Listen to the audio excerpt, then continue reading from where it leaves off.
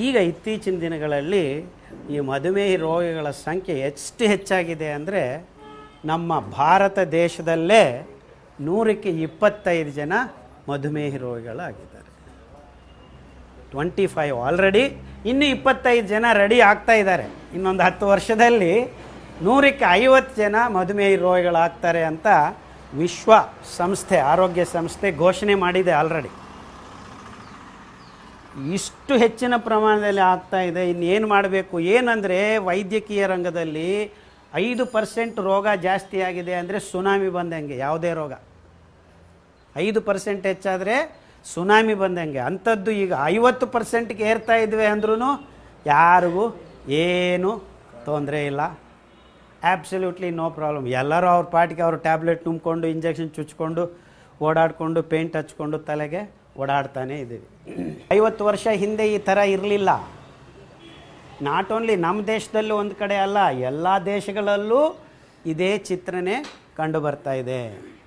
ಅಂದರೆ ಈ ಮಧುಮೇಹ ರೋಗ ಎಷ್ಟು ಹರಡ್ತಾ ಇದೆ ಅಂದರೆ ಅದಕ್ಕೊಂದು ಇತಿಮಿತಿ ಇಲ್ಲ.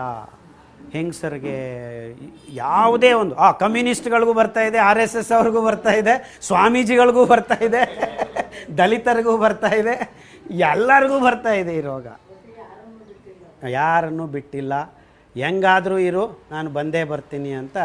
ಅದು 1ಕ್ಕೆ 2, 2ಕ್ಕೆ 3, 3ಕ್ಕೆ 4 ಈ ಥರ 100ಕ್ಕೆ 50 ಜನಕ್ಕೆ ಆದರೆ ನಮ್ಮ ದೇಶದಲ್ಲಿದ್ದ ಬಿಲಿಯನ್ ಪೀಪಲ್ ಅಂದರೆ ಒಂದು ಪಕ್ಕದಲ್ಲಿ 9 ಅದರಲ್ಲಿ ಅರ್ಧ ಜನಕ್ಕೆ ಈ ರೋಗ ಬಂದಿದೆ ಅಂದರೆ ಯಾರಿಗೆ ಖುಷಿ ಆಗ್ತಾ ಇದೆ? ಫಾರ್ಮಸ್ಯೂಟಿಕಲ್ ಕಂಪ್ನಿಯವರು ಮಾತ್ರ ಖುಷಿಯಾಗಿದ್ದಾರೆ.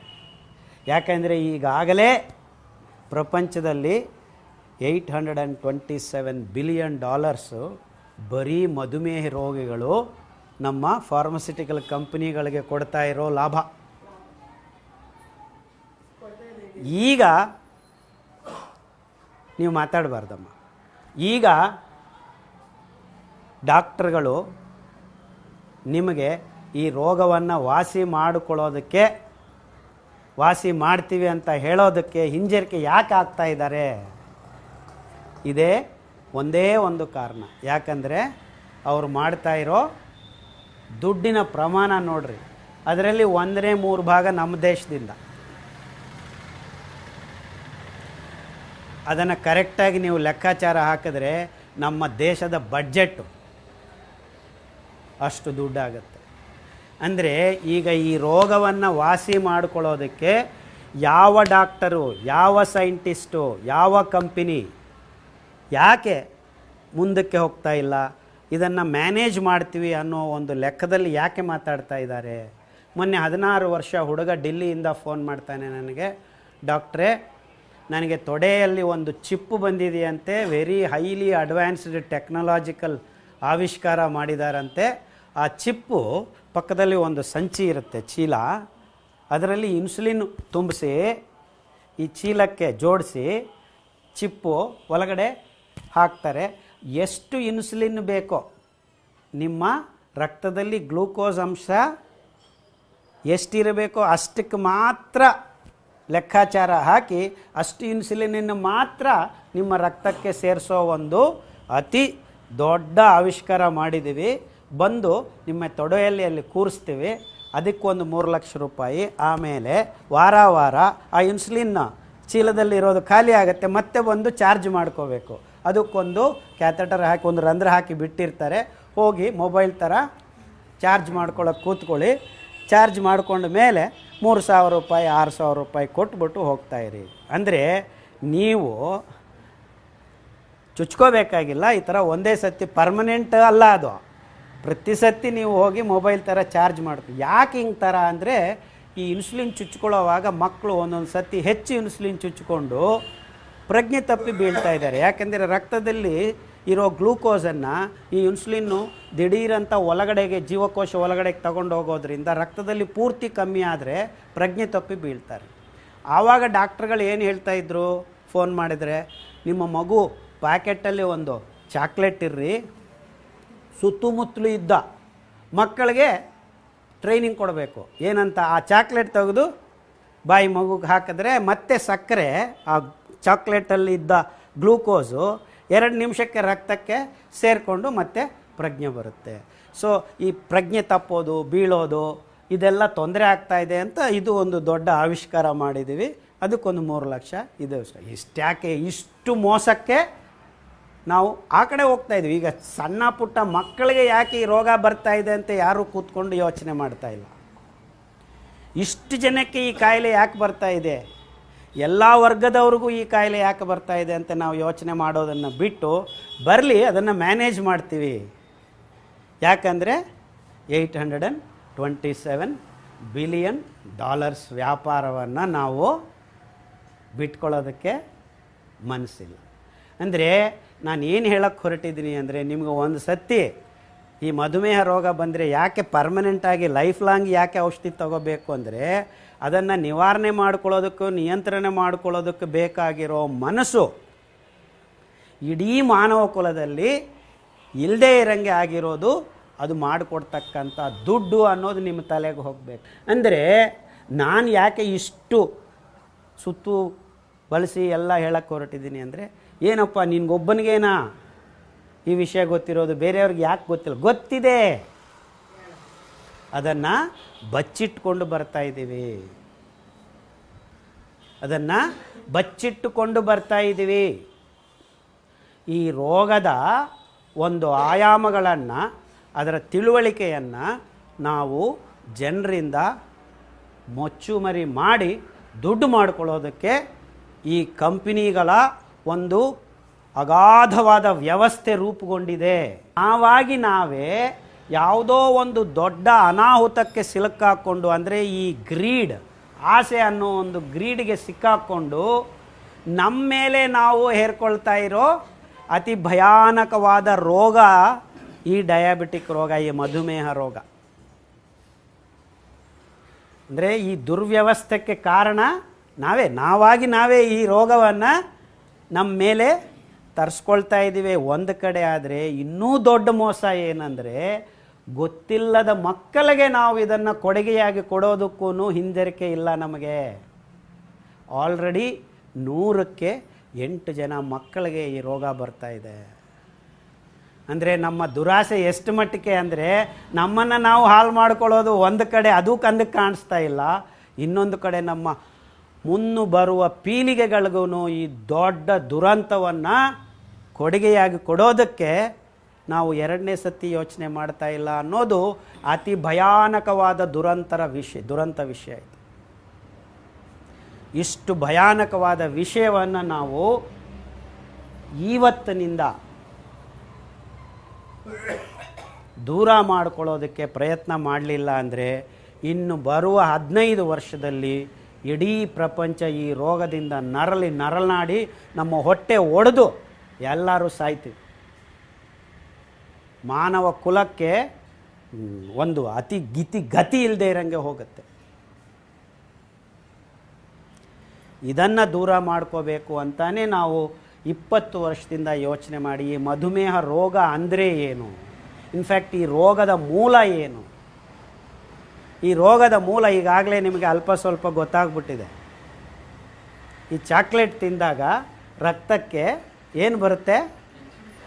ಶುಗರ್, ಗ್ಲೂಕೋಸ್ ದಿಢೀರಂತ ಸೇರ್ತಾ ಇರೋದ್ರಿಂದ ರಕ್ತದಲ್ಲಿ ಗ್ಲೂಕೋಸ್ ಅಂಶ ಹೆಚ್ಚಾಗ್ತಾ ಇದೆ. ಅದರಿಂದ ಪ್ರಜ್ಞೆ ಬರುತ್ತೆ. ಅಂದರೆ ರಕ್ತದಲ್ಲಿ ಗ್ಲೂಕೋಸ್ ಅಂಶ ತುಂಬ ಕಮ್ಮಿ ಆದರೆ ಪ್ರಜ್ಞೆ ಹೋಗುತ್ತೆ, ರಕ್ತದಲ್ಲಿ ಗ್ಲೂಕೋಸ್ ಅಂಶ ಹೆಚ್ಚಾದರೆ ಮಧುಮೇಹ ರೋಗ ಬರುತ್ತೆ. ಅಂದರೆ ಗೊಂದಲ ಏನು ಇಲ್ಲಿ? ಎಲ್ಲ ಈ ಗ್ಲೂಕೋಸೇ. ಹೆಚ್ಚಾದರೆ ರೋಗ, ಕಮ್ಮಿ ಆದರೆ ಇನ್ನೂ ದೊಡ್ಡ ರೋಗ. ಅಂದರೆ ಆರೋಗ್ಯಕರವಾಗಿರಬೇಕು ಅಂದರೆ ಗ್ಲೂಕೋಸ್ ಬೇಡವಾ? ಗ್ಲೂಕೋಸ್ ಬೇಕು. ಗ್ಲೂಕೋಸ್ ಇಲ್ಲದೆ ಜೀವನೇ ಇಲ್ಲ. ಯಾಕಂದರೆ ಗ್ಲೂಕೋಸಿಂದಾನೇ ಎಲ್ಲ ಕಾರ್ಯಕ್ರಮಗಳು ನಮಗೆ, ನಮ್ಮ ಪ್ರಕ್ರಿಯೆಗಳು, ಜೀವ ಪ್ರಕ್ರಿಯೆಗಳು ನಡೆಯೋದೇ ಗ್ಲೂಕೋಸಿಂದ.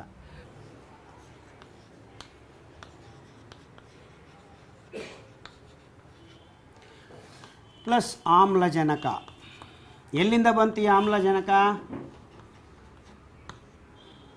ನಾವು ಉಚ್ಛ್ವಾಸದಲ್ಲಿ ಗಾಳಿಯಿಂದ ತುಂಬಿಕೊಂಡಿರೋದರಲ್ಲಿ ಆಮ್ಲಜನಕ ಇರುತ್ತೆ. ಈ ಗ್ಲೂಕೋಸನ್ನು ಆಮ್ಲಜನಕ ಸುಡುತ್ತೆ. ಸುಡೋದ್ರಿಂದ ಈಗ ಒಂದು ಬೆಂಕಿ ಕಡ್ಡಿಯನ್ನು ನಾವು ಸುಟ್ಟಿದಾಗ ಏನು ಬರುತ್ತೆ? ಸೆಕೆ, ಕಾವು, ಶಕ್ತಿ ರಿಲೀಸ್ ಆಗುತ್ತೆ. ಹಾಗೇನೆ ಗ್ಲೂಕೋಸನ್ನು ಆಮ್ಲಜನಕ ಸುಟ್ಟಾಗ ಇಂಗಾಲಾಮ್ಲ ಅಂತಾರೆ. ಅಂದರೆ ಈಗ ನೀವು ಗಾಡಿ ಓಡಿಸಿದಾಗ ಹಿಂದೆ ಬರುತ್ತೆ ನೋಡಿ ಬುರ್ರ ಅಂತ, ಅದು ಇಂಗಾಲಾಮ್ಲ. ಮತ್ತು ನೀರು, ಇದರ ಜೊತೆಗೆ ನಮಗೆ ಸಿಗೋದು ಶಕ್ತಿ. ಈ ಶಕ್ತಿಯೇ ATP ಅಂತ ಒಂದು ಬ್ಯಾಟ್ರಿ ಥರ ಇರುತ್ತೆ ನಮ್ಮ ಪ್ರತಿಯೊಂದು ಜೀವಕೋಶದಲ್ಲಿ. ಆ ಶಕ್ತಿಯನ್ನು ಹಿಡ್ಕೊಂಡಿರುತ್ತೆ ಬ್ಯಾಟ್ರಿ. ಆ ಬ್ಯಾಟ್ರಿ ಎಲ್ಲಿ ಬೇಕಾದರೆ ಅಲ್ಲಿ ನಮಗೆ ಕೈ ಅಲ್ಲಾಡಿಸೋದಕ್ಕೆ, ಕಣ್ಣು ಮಿಟುಕಿಸೋದಕ್ಕೆ, ನಿದ್ದೆ ಮಾಡೋದಕ್ಕೆ, ಕಕ್ಕ ಮಾಡೋದಕ್ಕೆ, ಮುದ್ದು ಮಾಡೋದಕ್ಕೆ, ಓಡಾಡೋದಕ್ಕೆ, ಜಗಳ ಆಡೋದಕ್ಕೆ, ತಲೆ ಹಿಂಗೆ ಅಲ್ಲಾಡಿಸೋದಕ್ಕೆ, ಯಾವುದೇ ಒಂದು ಜೀವಕ್ರಿಯೆಗೆ ಬೇಕಾಗಿರೋ ಶಕ್ತಿಯನ್ನು ಈ ATP ಅನ್ನುವುದು ಅಡಿನೋಸೈನ್ ಟ್ರೈಫಾಸ್ಫೇಟ್ ಅಂತ ಒಂದು ಪರಮಾಣು, ಶಕ್ತಿಯುತ ಪರಮಾಣುವು ಬ್ಯಾಟ್ರಿ ಥರ ಎಲ್ಲಿ ಬೇಕಾದರೆ ಅಲ್ಲಿ ಶಕ್ತಿಯನ್ನು ಸಪ್ಲೈ ಮಾಡುತ್ತೆ. ಇದನ್ನು ತಯಾರು ಮಾಡಿಕೊಳ್ಳೋದಕ್ಕೆ ಗ್ಲೂಕೋಸನ್ನು ಆಮ್ಲಜನಕದಿಂದ ಸುಟ್ಟು ಇಂಗಾಲಾಮ್ಲ ಮತ್ತು ನೀರನ್ನು ಬಿಡುಗಡೆ ಮಾಡ್ತಾ ಶಕ್ತಿ ಉತ್ಪಾದನೆ ಆಗುತ್ತೆ. ಅದನ್ನು ATP ತಗೊಂಡು ನಮಗೆ ಎಲ್ಲಿ ಬೇಕೋ ಅಲ್ಲಿ ಕೊಡುತ್ತೆ. ಅಂದರೆ ಗ್ಲೂಕೋಸು ಬೇಕೇ ಬೇಕು. ನಾವು ಜೀವನ ಮಾಡಬೇಕು ಅಂದರೆ ಜಾಸ್ತಿ ಇರಬಾರ್ದು, ಕಮ್ಮಿ ಇರಬಾರ್ದು, ಅಂದರೆ ಸಮತೋಲನವಾಗಿ ಇರಬೇಕು. ಅಂದರೆ ನಮ್ಮ ದೇಹದಲ್ಲಿ 5 ರಿಂದ 6 ಲೀಟರ್ ರಕ್ತ ಇದೆ. ಸಣ್ಣ ಪ್ರಮಾಣದ ಮನುಷ್ಯರಾದರೆ 4 ರಿಂದ 5 ಲೀಟರ್ ರಕ್ತ ಇರುತ್ತೆ. ಇನ್ನು ಸಣ್ಣ ಮಕ್ಕಳಲ್ಲಿ 3 ಲೀಟರ್ ರಕ್ತ ಇರುತ್ತೆ. ಅಂದರೆ 1 ಲೀಟರ್ ರಕ್ತದಲ್ಲಿ ಅದೆಷ್ಟು ಗ್ಲೂಕೋಸ್ ಇದ್ದರೆ ನಾವು ಆರೋಗ್ಯವಂತರು ಅನ್ನೋದನ್ನು ವಿಜ್ಞಾನಿಗಳು ಕಂಡುಹಿಡಿದಿದ್ದಾರೆ. 1 ಲೀಟರ್ಗೆ ಏನು, 1 ಲೀಟರ್ ರಕ್ತಕ್ಕೆ 1 ಗ್ರಾಮಿಂದ 1.5 ಗ್ರಾಮ್ ಗ್ಲೂಕೋಸು ಇರ್ಬೋದು. ಇದಕ್ಕಿಂತ ಕಮ್ಮಿ ಆದ್ರೂ ತೊಂದರೆ ಆಗತ್ತೆ, ಜಾಸ್ತಿ ಆದ್ರೂ ತೊಂದರೆ. ಅಂದರೆ ಈ ಗ್ಲೂಕೋಸ್ ಎಲ್ಲಿಂದ ಬರ್ತಾ ಇದೆ ನಮ್ಮ ರಕ್ತಕ್ಕೆ?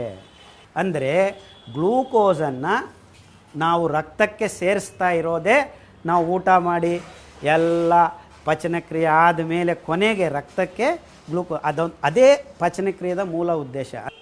ಇಡೀ ಪಚನನಾಳದ ಉದ್ದೇಶ ಏನು?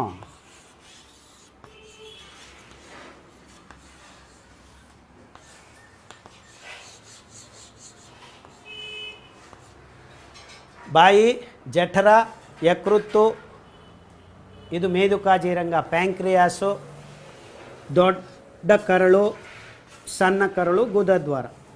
ಈ ಸಣ್ಣ ಕರಳದಿಂದ ರಕ್ತಕ್ಕೆ ಕೊನೆಯದಾಗಿ ಹೀರ್ಕೊಳ್ಪಡ್ತೋದು ಗ್ಲೂಕೋಸ್. ಸಕ್ಕರೆ ಏನಂದರೆ 2 ಗ್ಲೂಕೋಸು ಮತ್ತು ಫ್ರಕ್ಟೋಸ್ ಅಂತ 2 ಸಕ್ಕರೆ ಸಿಹಿ ಥರ ಇರುವಂಥ ಪದಾರ್ಥಗಳ ಮಿಳನ. ಅಂದರೆ ಒಂದೇ ಒಂದು ಸ್ಟೆಪ್ಪಲ್ಲಿ ಸಕ್ಕರೆಯನ್ನು ಗ್ಲೂಕೋಸು ಫ್ರಕ್ಟೋಸು ಅಂತ ವಿಭಜನೆ ಮಾಡ್ತೀವಿ. ಅಂದರೆ ಗ್ಲೂಕೋಸು ಮತ್ತು ಫ್ರಕ್ಟೋಸು ನೀವು ಯಾವುದೇ ಹಣ್ಣು ತಿಂದರೆ, ಸಪೋಟ ಹಣ್ಣು, ಮಾವಿನ ಹಣ್ಣು, ಹಲಸಿನ ಹಣ್ಣು ತಿಂದಾಗ ಆ ಸಿಹಿ ಬೇರೆ, ನೀವು ಸಕ್ಕರೆ ಬಾಯಿಗೆ ಹಾಕ್ಕೊಂಡ್ರೆ ಆ ಸಿಹಿ ಬೇರೆ. ಯಾಕಂದರೆ ಅದರಲ್ಲಿ ಫ್ರಕ್ಟೋಸ್ ಅಂಶ ಹೆಚ್ಚಿರುತ್ತೆ, ಹಣ್ಣುಗಳಲ್ಲಿ ಫ್ರಕ್ಟೋಸ್ ಅಂಶ ಹೆಚ್ಚಿರುತ್ತೆ. ಅಂದರೆ ನೀವು ಹಣ್ಣು ತಿಂದಾಗ ನಿಮ್ಮ ರಕ್ತಕ್ಕೆ ಗ್ಲೂಕೋಸ್ ಆಗಿ ಸೇರಬೇಕು ಅಂದರೆ ಮತ್ತೆ 20 ನಿಮಿಷ ಬೇಕು. ಆದರೆ ಸಕ್ಕರೆ ತಿಂದರೆ 1 ನಿಮಿಷ ಗ್ಲೂಕೋಸ್ ರೆಡಿ ಆಗುತ್ತೆ.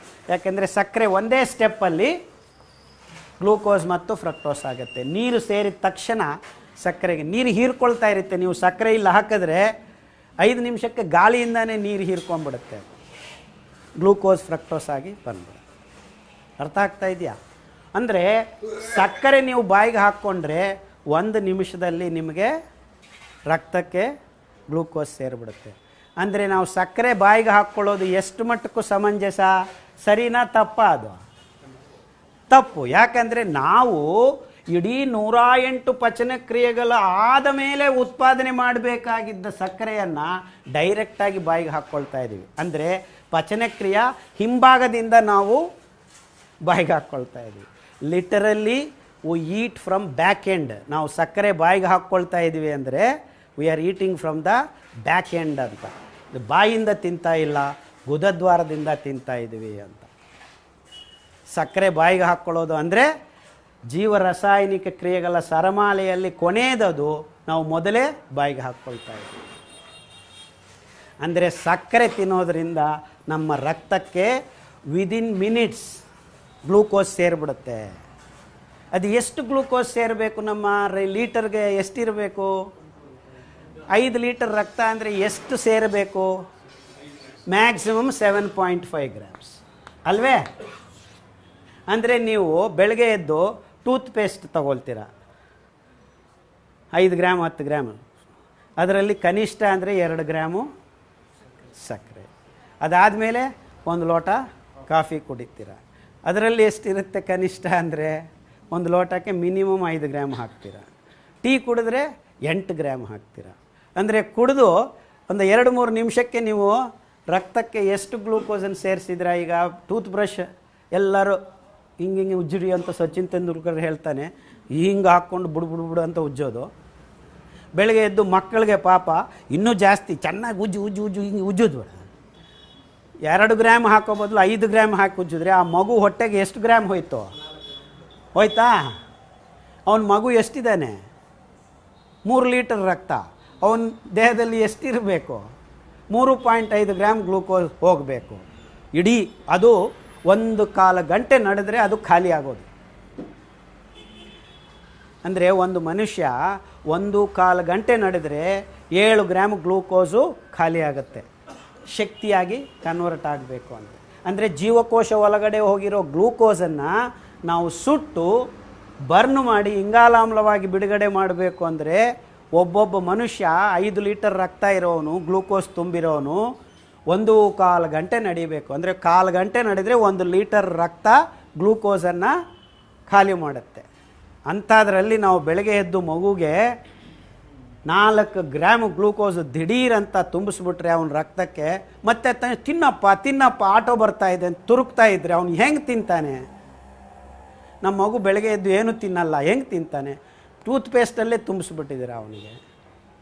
ಅದು ಸಾಲದು ಅಂತ ಹಾಲಿಗೆ ಇಷ್ಟು ಸಕ್ಕರೆ ಹಾಕಿ ಬುಡು ಅಂತ ಬುಡುಕ್ ಅಂತ ಹಾಕ್ಬೋ, ಅವ್ನು ಬುಡು ಅನ್ಕೋತು, ಆಯ್ತು ಮುಗಿದೋಯ್ತು ಅವನ ಕೆಲಸ. ಒಟ್ಟಿಗೆ 10 ಗ್ರಾಮ್ ಬೆಳಗ್ಗೆನೇ ಎದ್ದ ತಕ್ಷಣವೇ ತುಂಬಿಸ್ಬಿಟ್ರೆ ನೀವು ಅವನು ಇನ್ನೇನು ತಿನ್ನಕ್ಕೆ ಸಾಧ್ಯ? ಆದರೂ ಬಿಡೋದಿಲ್ಲ. 2 ಇಡ್ಲಿ ತುರ್ಕೋದು, ಇಲ್ಲ ಬಿಸ್ಕೆಟು, ಚಾಕ್ಲೇಟು, ಇಲ್ಲ ಈಗ ಜಾಮು ಬ್ರೆಡ್ಡು. ಜಾಮಲ್ಲಿ ಎಷ್ಟು ಸಕ್ಕರೆ ಇರುತ್ತೆ ಗೊತ್ತಾ ನಿಮಗೆ? ಜಾಮ್ ಮಾಡಿದರೆ ಯಾವತ್ತಾದ್ರೆ 100 ಗ್ರಾಮ್ ಜಾಮಲ್ಲಿ 50 ಗ್ರಾಮ್ ಸಕ್ಕರೆ ಇರುತ್ತೆ. ಅಂದರೆ ನೀವು ಒಂದು ಮಗುಗೆ ಒಂದು ಬ್ರೆಡ್ಗೆ ಹಿಂಗೆ ಜಾಮ್ ಸುರಿದು ಕೊಟ್ಟರೆ 10 ಗ್ರಾಮ್ ಜಾಮು ಅಂದರೆ 5 ಗ್ರಾಮ್, 2 ಬ್ರೆಡ್ಡು 10 ಗ್ರಾಮ್ ಸಕ್ಕರೆ ಲೊಟ್ಟಂತ ಬಾಯಿಗೆ ಹಾಕಿದೆ. ಎಷ್ಟು ನಿಮಿಷಕ್ಕೆ ಬರುತ್ತೆ ನಿಮ್ಮ ರಕ್ತಕ್ಕೆ ಅದು? 2 ನಿಮಿಷಕ್ಕೆ, 3 ನಿಮಿಷಕ್ಕೆ, 5 ನಿಮಿಷಕ್ಕೆ. ನೋಡ್ರಿ, ನಾವು ಬೆಳಗ್ಗೆ ಎದ್ದು ಮಗುಗೆ ರಕ್ತಕ್ಕೆ ಸಕ್ಕರೆಯನ್ನು ಹೆಂಗೆ ದಿಢೀರ್ ಅಂತ ಸೇರಿಸ್ತಾ ಇದ್ದೀವಿ. ಅಂದರೆ ಸಕ್ಕರೆ ಅನ್ನೋ ಪದಾರ್ಥ ಯಾರ ಬಾಯಿಗೂ ಹೋಗಬಾರ್ದು. ಅಂದರೆ ನಾವು ಬಾಯಿಗೆ ಏನಾದರೂ ಪದಾರ್ಥ ಹಾಕ್ಕೊಂಡ್ರೆ ಗ್ಲೂಕೋಸು ನಿಧಾನವಾಗಿ ಬಂದು ಸೇರಿದ್ರೆ ಪರವಾಗಿಲ್ಲ, ದಿಢೀರ್ ಅಂತ ಸೇರಿಸ್ತಾ ಇದ್ವಿ. ಅದು ಎಷ್ಟು ಮಟ್ಟಕ್ಕೆ ಸೇರಿಸಿದ್ವಿ? ಇಡೀ ದೇಹದಲ್ಲಿ ರಕ್ತಕ್ಕೆ ಸೇರಿಸಬೇಕಾಗಿದ್ದು 7.5 ಗ್ರಾಮ್ಸ್ ಆದರೆ ನಾವು ಬರೀ ಕಾಫಿ ಟೀಯಲ್ಲೇ ಅಷ್ಟನ್ನು ಸೇರಿಸ್ಬಿಡ್ತೀವಿ. ಅದ್ರ ಜೊತೆಗೆ ಪೂರಿ, ಇಡ್ಲಿ, ದೋಸೆ ಇನ್ನೂ ಸಾಲದು ಅಂತ ಈ ಸ್ವೀಟು ಆ ಸ್ವೀಟು. ನೋಡಿದ್ರೆ ನಾವು ಒಂದು ದಿವಸಕ್ಕೆ ಕನಿಷ್ಠ ಅಂದರೆ 80 ಗ್ರಾಮ್ ಗ್ಲೂಕೋಸನ್ನು ಅದು ಹೆಂಗೆ ಸೇರಿಸ್ತಾ ಇದ್ದೀವಿ? 10-15 ನಿಮಿಷಕ್ಕೆ. ಬಟ್ ರಕ್ತದಲ್ಲಿ ಇರಬೇಕಾಗಿದ್ದೆಷ್ಟು? 7.5. ಈಗ ಏನು ಮಾಡಬೇಕು ಪಾಪ ದೇಹ? ರಕ್ತದಲ್ಲಿ ಸಕ್ಕರೆ ಬಂದು ಬಿದ್ದಿದೆ, ಮಂಕು ಆಗಿಬಿಡುತ್ತೆ. ಎಲ್ಲದೇ ಇರೋ ನೀರನ್ನೆಲ್ಲ ಹೀರ್ಕೊಳ್ಳೋಕ್ಕೆ ಶುರು ಮಾಡುತ್ತೆ. 1 ದಿವಸ ಆಯಿತು, 2 ದಿವಸ ಆಯಿತು, ಈ ಗ್ಲೂಕೋಸನ್ನು ಈ ಮೇದುಕಾಜೀರಂಗ ಇನ್ಸುಲಿನ್ ಅಂತ ಒಂದು ಹಾರ್ಮೋನನ್ನು ರೆಡಿ ಮಾಡುತ್ತೆ. ಯಪ್ಪೋ ಇಷ್ಟೊಂದು ಬಿದ್ದಿದೆ ರಕ್ತದಲ್ಲಿ ಚಿಲ್ಲಾಪಿಲ್ಲಿಯಾಗಿ ಅಂತ ಎಲ್ಲ ತೆಗೆದು ಪ್ಯಾಕ್ ಮಾಡೋಕ್ಕೆ ಶುರು ಮಾಡುತ್ತೆ. ಯಕೃತ್ತಿಂದ ಕೆಲವು ಎನ್ಸೈಮ್ಸ್ ಬರುತ್ತೆ, ಪ್ಯಾಕ್ ಮಾಡುತ್ತೆ. ಈಗ ಪೇಪರ್ಗಳಲ್ಲಿ ಚೆಲ್ಲಾಪಿಲ್ಲಿ ಬಿದ್ದರೆ ನಾವು ಫೈಲ್ ಮಾಡ್ತೀವಲ್ಲ, ಒಂದು ಕಡೆ ಬಿದ್ದಿರಪ್ಪ ಅಂತ. ಹಾಗೆ ಈ ಗ್ಲೂಕೋಸನ್ನೆಲ್ಲ ತಗೊಂಡು ಗ್ಲೈಕೋಜನ್ ಅಂತ ಒಂದು ಸಂಕ್ಲಿಷ್ಟ ಪಿಷ್ಟ ಪದಾರ್ಥವನ್ನು ರೆಡಿ ಮಾಡುತ್ತೆ. ಎಷ್ಟು ಅಂತ ರೆಡಿ ಮಾಡುತ್ತೆ? ಯಾಕಂದರೆ 10 ಪಟ್ಟು ಜಾಸ್ತಿ ಹಾಕಿಬಿಟ್ಟಿದ್ದೀವಿ. ಗ್ಲೈಕೋಜನ್ ರೆಡಿ ಆಯಿತು, ಅದನ್ನು ತಗೊಂಡೋಗಿ ಕೊಬ್ಬು ರೆಡಿ ಮಾಡುತ್ತೆ ಗ್ಲೈಕೋಜನ್ನಿಂದ. ಇನ್ನೂ ಜಾಸ್ತಿ ಆಯಿತು ಮಾಂಸ ರೆಡಿ ಮಾಡುತ್ತೆ, ಜನ ದಪ್ಪ ಆಗೋಕ್ಕೆ ಶುರು ಮಾಡ್ತಾರೆ. ಇದು ಮ್ಯಾನೇಜ್ ಮಾಡ್ಕೊಳ್ಳೋದಕ್ಕೆ ನೋಡ್ತಾ ಇದೆ ಪ್ರತಿಯೊಂದು ದೇಹ. ಯಾಕೆ ಬುಡು ಬುಡು ಬುಡು ಅಂತ ತುಂಬಿಸ್ತಾ ಇದ್ದೀವಿ. ಈಗ ಏನಾಗಿದೆ, ಕಳೆದ 40-50 ವರ್ಷಗಳಲ್ಲಿ ಅಕ್ಕಿ ಗೋಧಿ ತುಂಬಿಸ್ಬಿಟ್ಟಿದ್ದಾರೆ ಎಲ್ಲ ಪ್ರಪಂಚದಲ್ಲಿ. ಈ ಗೋಧಿ ತಿಂದರೆ 20 ನಿಮಿಷಕ್ಕೆ ರಕ್ತಕ್ಕೆ ಸಕ್ಕರೆ ಸೇರುತ್ತೆ, ಮೈದಾ ಹಿಟ್ಟು ತಿಂದರೆ 15 ನಿಮಿಷಕ್ಕೆ ಸೇರುತ್ತೆ. ಬಿಳಿ ಅಕ್ಕಿ ಅನ್ನ ಈ ಬಣ್ಣ ಆ ಬಣ್ಣ ಹಾಕ್ಕೊಂಡು ಈ ಬಾತ್ ಆ ಬಾತ್ ಅಂತ ಮಾಡಿಕೊಂಡು ತಿನ್ನೋಕ್ಕೆ ಶುರು ಮಾಡಿದ ಮೇಲೆ ಎಲ್ಲರೂ ಬಾತ್ಕೊಂಡ್ಬಿಡ್ತಾ ಇದ್ದಾರೆ ಅಂತ ನಾರ್ತ್ ಕರ್ನಾಟಕದವ್ರು ಹೇಳ್ತಾರೆ. ಅವ್ರು ಬಾತ್ಕೊಂಡ್ಬಿಡೋದಂದರೆ ದಪ್ಪ ಆಗೋದು. ಯಾಕೆ ದಪ್ಪ ಆಗ್ತಾ ಇದ್ದಾರೆ? ಈ ರಕ್ತದಲ್ಲಿದ್ದ ಹೆಚ್ಚಾಗಿರೋ ಗ್ಲೂಕೋಸನ್ನು ನಿಭಾಯಿಸಿಕೊಳ್ಳೋದಕ್ಕೆ ಯಕೃತ್ತು, ಈ ಮೇದುಕಾಜೀರಂಗ ನಿರ್ನಾಳ ಗ್ರಂಥಿ, ಇದು ನಿರ್ನಾಳ ಗ್ರಂಥಿ ಪ್ರಯತ್ನ ಮಾಡ್ತಾ ಇದೆ ಬೇರೆ ರೂಪಕ್ಕೆ ತಗೊಂಡೋಗೋದಕ್ಕೆ. ಗ್ಲೂಕೋಸನ್ನು ಬದಲಾವಣೆ ಮಾಡುತ್ತೆ. ಗ್ಲೈಕೋಜನ್ ಆಯಿತು, ಕೊಬ್ಬಾಯಿತು, ಮಾಂಸ ಆಯಿತು, ಅಯ್ಯೋ ಇನ್ನೂ ಜಾಸ್ತಿ ಇದೆ ಕೊಲೆಸ್ಟ್ರಾಲ್ ರೆಡಿ ಮಾಡೋಣ, ಇನ್ನೂ ಜಾಸ್ತಿ ಆಯಿತು ಟ್ರೈಗ್ಲಿಸರೈಡ್ಸ್ ರೆಡಿ ಮಾಡೋಣ, ಇನ್ನೂ ಜಾಸ್ತಿ ಆಗಿದೆ ರುಮ್ಯಾಟಿಕ್ ಫ್ಯಾಕ್ಟರ್ ಮಾಡೋಣ, ಇನ್ನೂ ಜಾಸ್ತಿ ಆಗ್ತಾ ಇದೆ ರಕ್ತನಾಳಗಳ ಗೋಡೆ ಮೇಲೆ ತಳ್ಳೋಣ. ಬ್ಲಾಕ್ ಆಗಿದೆ, 80% ಬ್ಲಾಕ್, ನಾಳೆನೇ ಆಪ್ರೇಷನ್ ಮಾಡಬೇಕು, ಬನ್ನಿ ತಗೊಂಡು ಬನ್ನಿ 2 ಲಕ್ಷ ಅಂತ ಡಾಕ್ಟ್ರುಗಳು ಚಾಕು ಕತ್ತಿ ಇಟ್ಕೊಂಡು ರೆಡಿಯಾಗಿ ಕೂತಿದ್ದಾರೆ.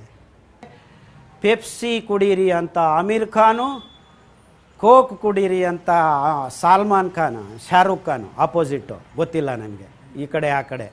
ಇಲ್ಲ ನೀವಿಬ್ಬರು ಸರಿ ಇಲ್ಲ ನಾನು ಮೇಲಿಂದ ಬರ್ತೀನಿ ಅಂತ ಥಮ್ಸಪ್ ಅಂತ ಸಲ್ಮಾನ್ ಖಾನು. ಈ ಖಾನ್ಗಳೆಲ್ಲ ಮಾರಾಟ ಮಾಡೋದು ಪೆಪ್ಸಿ, ಕೋಕು, ಥಮ್ಸಪ್ ಅಲ್ಲ. ಒಂದೊಂದು 100 ml ಅಲ್ಲಿ 42 ಗ್ರಾಮ್ ಸಕ್ಕರೆಯನ್ನು ಅವರು ಮಾರಾಟ ಮಾಡ್ತಾ ಇದ್ದಾರೆ.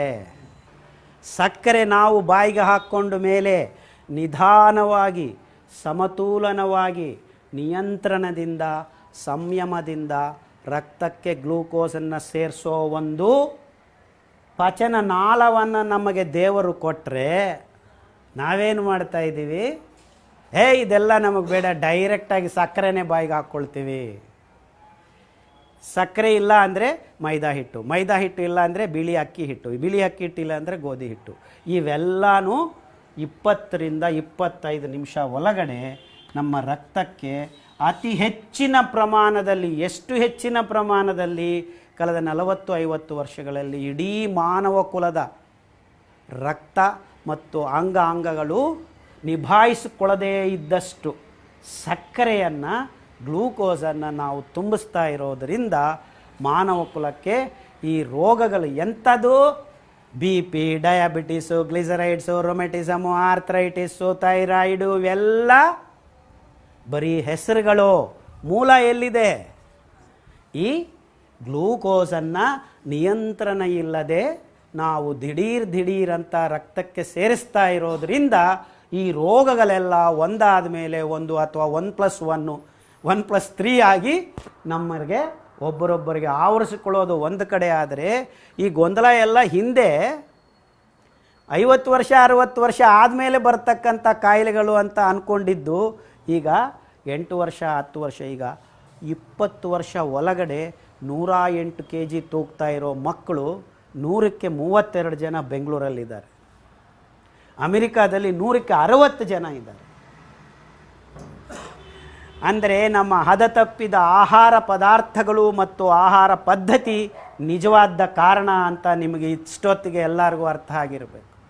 ಅಂದರೆ ನಿಮಗೆ ನಾನು ಹೇಳಕ್ಕೆ ಹೊರಟಿದ್ದೇನೆಂದರೆ ಅಕ್ಕಿ, ಗೋಧಿ, ಮಾಂಸ, ಮೊಟ್ಟೆ ಇವೆಲ್ಲ ಅಸಹಜವಾಗಿ ಈಗ ಇತ್ತೀಚಿನ ದಿನಗಳಲ್ಲಿ ಕಳೆದ 40 ವರ್ಷಗಳಲ್ಲಿ ಆಹಾರ ಉತ್ಪಾದನೆ ಅನ್ನುವ ನೆಪದಲ್ಲಿ ನಿಜವಾದ ರೋಗಗಳನ್ನು ಉತ್ಪಾದನೆ ಮಾಡಿ ಈ ಕಂಪನಿಗಳು ದುಡ್ಡನ್ನು ಮಾಡೋದು ಒಂದು ಕಡೆ ಆದರೆ, ಅದನ್ನು ತಿಂದು ನಮಗೆ ಬಂದಿರೋ ರೋಗಗಳನ್ನು ಬಂಡವಾಳವಾಗಿ ಮಾಡಿಕೊಂಡು ಈ ಆಧುನಿಕ ವೈದ್ಯಕೀಯ ರಂಗ ಇನ್ನೂ ಹೆಚ್ಚಾಗಿ ದುಡ್ಡನ್ನು ಮಾಡಿಕೊಳ್ಳೋದ್ರಲ್ಲಿ ನಿಸ್ಸೀಮರಾಗ್ಬಿಟ್ಟಿದ್ದಾರೆ. ಕೊನೆಗೆ ಮೋಸ ಆಗಿರೋದು ಯಾರಿಗೆ? ನಮಗೆ. ನಾವಂದರೆ ಯಾರು? ಇನ್ಕ್ಲೂಡಿಂಗ್ ದೋಸ್ ಡಾಕ್ಟರ್ಸ್. ಡಾಕ್ಟರ್ಗಳಿಗೂ ಈ ಮಧುಮೇಹ ರೋಗ ಇದೆ. ಕಳೆದ 15 ವರ್ಷದಿಂದ ಈ ಅಂಶಗಳನ್ನು ಖುದ್ದಾಗಿ ವೈಯಕ್ತಿಕವಾಗಿ ಪ್ರತಿಯೊಬ್ಬರಿಗೆ ಬಂದ ರೋಗಿಗಳಿಗೆ ಎಕ್ಸ್ಪ್ಲೈನ್ ಮಾಡ್ತಾ ಇದ್ದೀನಿ. ಇಲ್ಲಿ ಕೇಳಿಸ್ಕೊತಾರೆ, ಆ ಗೇಟ್ ಹತ್ರ ಹೋಗಿ ಹೇಳಿದ್ನಲ್ಲ, ಹುಚ್ಚ ಹೇಳೋಕೆ ಬಂದೆ, ಅನ್ನ ತಿಂದಿದ್ರೆ ಇನ್ನೇನು ತಿನ್ನಬೇಕು, ಮಣ್ಣು ತಿಂತೀವಾ? ಮಣ್ಣು ತಿಂದರೂ ಒಳ್ಳೇದು. ಆ್ಯಕ್ಚುಲಿ ಅನ್ನ ತಿಂದರೆ ರೋಗ ಬರ್ತಾ ಇದೆ ಇಲ್ಲಿ. ಮಣ್ಣು ತಿನ್ನಕ್ಕೆ ಹೋಗಬೇಡಿ, ಅನ್ನ ತಿನ್ನೋದು ನಿಲ್ಲಿಸಿ ಸಾಕು. ಅದಕ್ಕಿಂತ ಅದ್ಭುತವಾದ ಪದಾರ್ಥಗಳು ನಮ್ಮ ದೇಶದಲ್ಲಿ ದೇವರು ಕೊಟ್ಟಿದ್ದಾರೆ. ಆ ಅದ್ಭುತವಾದ ಪದಾರ್ಥಗಳು ನಾರುಯುಳ್ಳ ಪದಾರ್ಥಗಳು, ಗ್ಲೂಟೆನ್ ಇಲ್ಲದೆ ಇರೋ ಪದಾರ್ಥಗಳು, 5 ಧಾನ್ಯಗಳನ್ನು ಹುಡುಕಿದ್ದೀವಿ. ಅದ್ಭುತವಾದ ಧಾನ್ಯಗಳು. ಆ ಧಾನ್ಯಗಳ ಹೆಸರು ನವಣೆ 8% ನಾರಿದೆ, ಆರ್ಕ 9% ನಾರಿದೆ, ಸಾಮೆ 9.8% ನಾರಿದೆ, ಊದಲು 10% ನಾರಿದೆ, ಕೊರಲೆ 12.5% ನಾರಿದೆ. ಈ ಧಾನ್ಯಗಳನ್ನು ಊಟ ಮಾಡಿದರೆ ನಿಮಗೆ ರಕ್ತಕ್ಕೆ ಗ್ಲೂಕೋಸನ್ನು ಸೇರಿಸು. ಆದರೆ ಗ್ಲೂಕೋಸ್ ಯಾವಾಗ ಬರುತ್ತೆ? ನಿಧಾನವಾಗಿ ಬರುತ್ತೆ. ಕನಿಷ್ಠ ಅಂದರೆ 6 ಗಂಟೆ ಕಾಲ ತನಕ ನಿಮಗೆ ಗ್ಲೂಕೋಸನ್ನು ಸತತವಾಗಿ, ಸಮತೋಲನವಾಗಿ, ನಿಯಂತ್ರಣದಿಂದ ನಿಧಾನವಾಗಿ ಕೊಡ್ತಾ ಇರತಕ್ಕಂಥ ಅದ್ಭುತವಾದ ಗುಣ ಈ 5 ರಿಂದ 7 ಗಂಟೆ ಕಾಲ ಅಂತ ಹೇಳ್ಕೋಬೋದು. ಅದಕ್ಕೆ ಈ ಧಾನ್ಯಗಳನ್ನು ನಾನು ಸಕಾರಾತ್ಮಕ ಧಾನ್ಯಗಳು, ಪಾಸಿಟಿವ್ ಗ್ರೈನ್ಸ್ ಅಂತ ಕರಿತೀವಿ. ನಾವು ನಿಜವಾಗಲೂ ನಮ್ಮ ದೇಶ ಉದ್ಧಾರ ಆಗಬೇಕು, ನಮ್ಮ ಬಡ ರೈತರಿಗೆ ದುಡ್ಡು ಬರಬೇಕು, ನಮಗೆ ಆರೋಗ್ಯ ಬರಬೇಕು, ನಮ್ಮ ಮುಂದಿನ ಪೀಳಿಗೆಗಳು ಆರೋಗ್ಯವಾಗಿರಬೇಕು ಅಂತ ಅಂದ್ಕೊಳ್ಳೋದಾದರೆ ನೀವೆಲ್ಲರೂ ನಾಳೆಯಿಂದ ಈ ಸಿರಿಧಾನ್ಯಗಳನ್ನು ಬಿಟ್ಟು ಇನ್ನೇನು ತಿನ್ನಬಾರ್ದು ಅನ್ನೋದು ನಿಮ್ಮ ತಲೆಗೆ ಹೋಗಬೇಕು. ಈಗ ನಾವು ಇಲ್ಲೆಲ್ಲ ಸೇರ್ಕೊಂಡಿರೋದು ಡಯಾಬಿಟಿಸ್ ರೋಗ ವಾಸಿ ಮಾಡ್ಕೊಳ್ಳೋದಕ್ಕೆ ಅಂತ ತಿಳ್ಕೊಬೇಡಿ.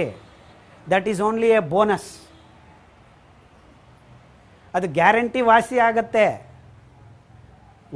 ಆಗತ್ತೆ, ಮ್ಯಾನೇಜ್ ಅಲ್ಲ, ವಾಸಿ ಆಗತ್ತೆ. But that is only bonus for us. Lot of good things are going to happen if we eat this. ನಮ್ಮ ಇಡೀ ದೇಶ ಉದ್ಧಾರ ಆಗುತ್ತೆ. ಈಗ ಎಲ್ಲ ಪ್ರಶ್ನೆಗಳಿಗೂ ಸಮಾಧಾನ ಸಿಕ್ಕಿದೆ ಅನ್ಸೋದಾದರೆ ನಾನು ಇಲ್ಲಿಗೆ ನಿಲ್ಲಿಸ್ತೀನಿ.